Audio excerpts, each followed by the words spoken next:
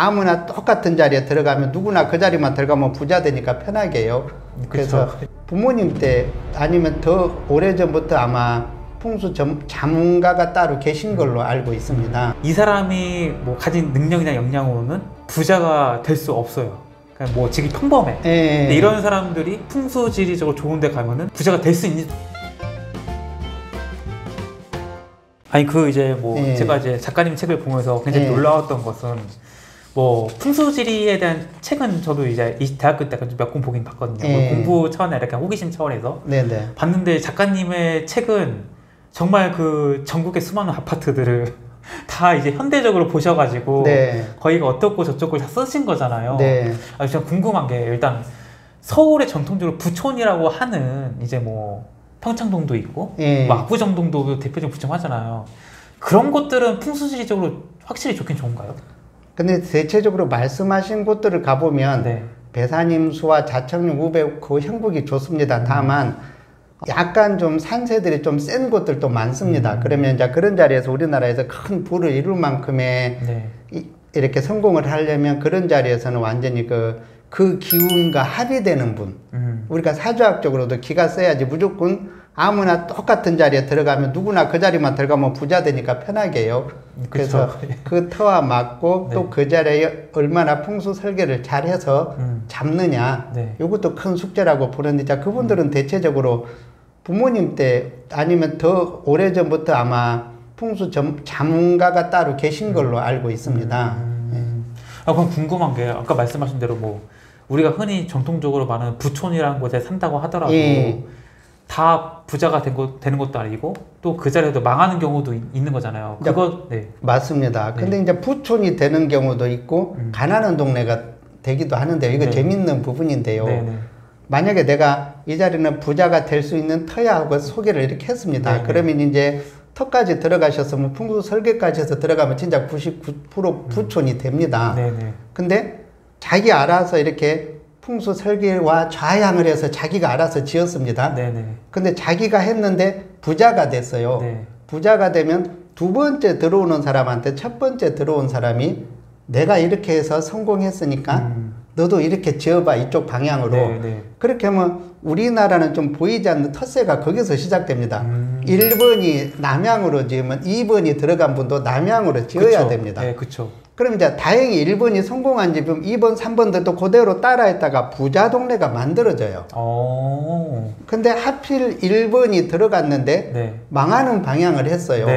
그러면 1번이 나는 망했으니까 2번한테 당신은 반대 방향으로 해보시오. 이렇게 해야 되는데 1번의 고집이 무섭습니다. 내가 이쪽으로 했으니까 너도 당신도 이쪽으로 해보세요. 근데 만약에 그 사람이 동향으로 했다가 만약에 망했다고 봐요. 그러면 근데 그 사람은 나는 남향이 좋아서 2번이 남향을 놓으려고 해요. 근데 아니야, 여기는 동향으로 해야 좋아. 이렇게 하면서 먼저 들어간 사람이 동향으로 짓기를 적극 추천합니다.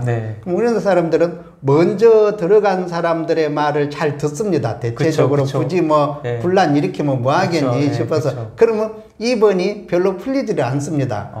그럼 3번이 또 그대로 따라하다 보면 가난한 마을이 그렇게 만들어지더라고요. 그래서 저는 이제 어느 동네 이렇게 풍수 보러 가면은 좌향하고 주변에 딱 보면 멀리서 봐도 여기는 부자 동네네, 가난한 동네 다 보입니다. 그게 그 좌향과 그 모양들에 따라서.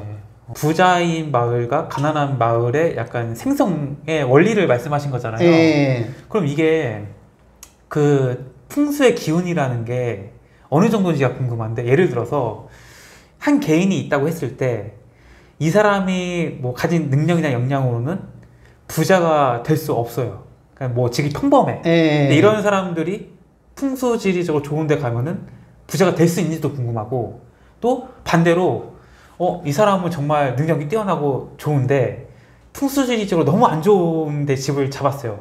그럼 이 사람이 가진 능력을 펼치지 못하고 가난한 삶을 살게 되는 건지. 이제 확률적인 문제인데요. 그리고 참 무서운 질문을 하셨는데 진짜 사주학적으로 성공할 수 없고 뭐 운도 나쁜데 아주 이제 부자가 될 수 있는 뭐 500호까지 튼튼한 집에 들어갔어요. 그러면 어느 정도 그 상태에서 발복할 수 있는 기운이 되는 거지 막 스위치 켜듯이 당장 오지는 않아요. 그분이 하는 일, 업무, 뭐 자기가 하는 일이 누구도 따라올 수 없는 업무를 한다든가 네. 그러면 이제 요건 뭐 완전 신종 사업이고 정말 남들이 좋아하는 사업이고 그러면 좀 더 빨리 이렇게 발복을 하겠지요. 네네. 근데 이제 누가 봐도 능력이 있는데 정말 이상한 데 들어갔어요. 그러면 이제 그 사람은 이제 역량이 자꾸 줄어듭니다. 하루아침에 폭삭되는 게 아니고 뭔가 자꾸 안 하던 행동이 조금씩 나타나게 되고 실수를 많이 하게 되고 그러면서 조금씩 나빠지다 보면 어느 순간 큰 실수를 하게 되고 이렇게 쌓이더라고요. 예를 들어서 악몽을 꾸는 방에서 계속 잠을 잔다면 네. 누가 봐도 그 다음날 그분을 보면 잠을 못 자고 나온 게 보입니다. 그러면 이제 그분 입장에서는 잠을 못 잤으니까 아무래도 행정력이 떨어지게 되고 네. 실수는 계속 늘어난다고 봐요. 그러다 보면 이제 신용을 잃게 되고 그 신용 이런 것들이 쌓여서 이렇게 어느 순간 한순간에 이렇게 팍 가는 거지 난데없이 그냥 막 바꿨다고 큰 부자가 되고 폭망하고 네. 이러지는 않아요. 그런 것들이 보이지 않게 쌓이더라고요. 네. 그렇지만 굳이 있는 자연이잖아요. 풍수는 자연인데 네. 그냥 적어도 이 방송을 보시는 분들은 이왕 방송 봤으니까 풍수 한번 나도 이왕이면 맞추어 살아볼까? 뭐 이런 생각을 해보는 것도 좋을 것 같아요. 우리가 일기예보 보고 살듯이 풍수도 네. 이왕 있는 학문인데 왜 이용을 안 해요? 널려있는 자연 학문을. 그럼 좀 비유를 하자면 이런 건가요? 예를 들어서 제가 달리기 선수인데 예. 풍수지를 좋은 곳에 있다고 하면은 내 등 뒤로 바람이 불어서 나를 막 밀어주는 형국인 거고 오케이. 뭐 풍수지 나쁘다 하면은 나는 열심히 달리는데 예. 맞바람이 부는 거죠. 맞습니다. 그래서 약간 내가 예. 가진 일을 다 펼치지 못하고 이제 방해를 받는 그렇다고 보시면 됩니다. 그러니까 즉 똑같은 선상에서 네. 일선에서 똑같이 달리기를 시작하면 풍수 좋은 곳에 산 사람이 이길 확률이 높다는 거지 난데없이 꼴찌가 1등을 이길 수는 없습니다. 확률을 높여주고 심하면 네. 예를 들어서 뭐 한 5위권에 있던 사람도 1위권까지 갈 수도 있고 뭐 어떤 이런 거 있더라니까 그 우리가 흔히 세계 경기에서도 자기의 엄청난 숙적이 오늘 안 나오는 경우도 있지 않습니까? 네네네. 그것도 뭐 그분의 뭔가 터에 문제가 있던 나름대로 안 나오니까 나는 네. 좀 수월케 됐잖아요. 그렇듯이. 네. 얼마나 되신 거지? 이 풍수지리를 본격적으로 하신 게? 거의 한 40년 정도. 그 40년 동안 이제 풍수지리를 이제 계속 보아 오시면서 뭔가 정말 뭐 집터를 바꾼다든지 아니면 뭐 이런 풍수지 관련된 걸 바꿔서 정말 뭐 삶이 바뀌는 사람들 보셨을 거 아니에요? 많아요. 뭐 어떤 사례들이 혹시 있을까요? 뭐 사례들이라면 뭐 또 근데 재미있는 거는 풍수로 이렇게 해서 네. 성공하신 분들이 굳이 말하는 걸 별로 안 좋아해요. 그쵸, 말 안 나도 그게 네. 신기해요. 네. 좀 앞에 나와서 좀 네. 방송에서 좀 나오셨으면 네. 나 이렇게 풍수 덕을 조금은 봤어라도 조금이라도 네. 봤다고 해주면 얼마나 좋아요. 근데 네. 그닥 그렇게 말씀하시는 걸 안 하는 걸 봐서 아직도 네. 혹시라도 이런 말을 하면 내가 또 자기 또 명예에 또 하는 또 뭐 금이 갈 거라는 또 예상을 네. 하는 거죠. 어쨌든 좀 그렇습니다. 그래서 뭐 굳이 이제 공개 석상이라 누구라고 이렇게 말을 못 해도 실질적으로 이제 뭐 비공개적으로 이렇게 대라면 엄청나게 많은 분들을 이렇게 할 수가 있지요. 그렇지만 네. 화면상으로는 또 그분들을 또 이렇게 또 이야기하기는 그래서 아니면 또 뭐 익명으로 이제 알고 싶으면 제가 이제 도움풍수지라는 네이버 카페를 운영하잖아요. 네네. 거기에 보면 또 많은 분들이 네. 나름 성공 사례들 후기들이 또 많아요. 뭐 아주 구체적인 사례까지 아니더라도 뭐 이름을 밝히시지 않아도 되니까 뭐 이런 상황에 있던 분이 뭐 어떻게 뭐 집을 바꾼다든지 이사를 가서 뭐 이렇게 되더라라는 뭐 이런 거 있어요. 뭐 예를 들어서 뭐 책상 하나로 시작해서 뭐 네.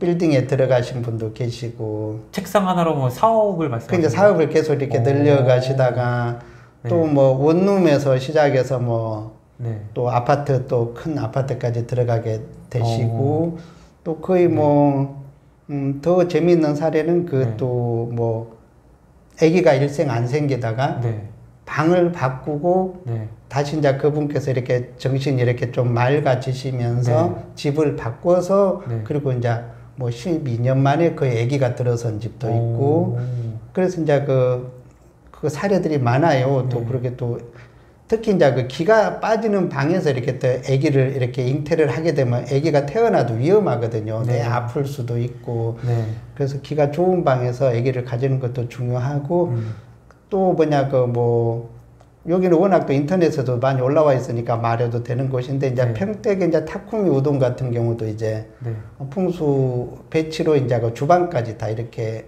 해가지고 코로나 때도 내 줄을 서서 들어갈 만큼. 와. 거기 또 주인분께서 워낙 또 손맛이 있으세요. 그러니까 손맛도 좋아야 또 풍수를 봐도 이렇게 대박 식당이 되지. 그쵸. 손맛은 없는데 난데없이 풍수 봤다고 대박 식당은 되는 거는 욕심이겠죠. 네.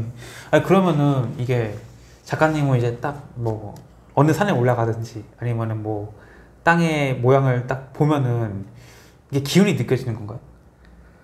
이제 기운이라기보다도 형국을 먼저 보지요. 이제 기운이라는 거는 이제 그 뭐 마지막 수단이지 뭐 기운으로 살피고 어쩌고 그러지는 않아요. 그냥 어느 터라도 먼저 주변 형세, 그러니까 아까 초두에 이야기했듯이 아파트면 아파트가 자청력 500호 기운을 받고 있는가, 또 뭐 산이면 산이 얼마나 옆에서 자청력 500호로 잡아주고 있는가, 요렇게 그런 부분들을 더 중시합니다.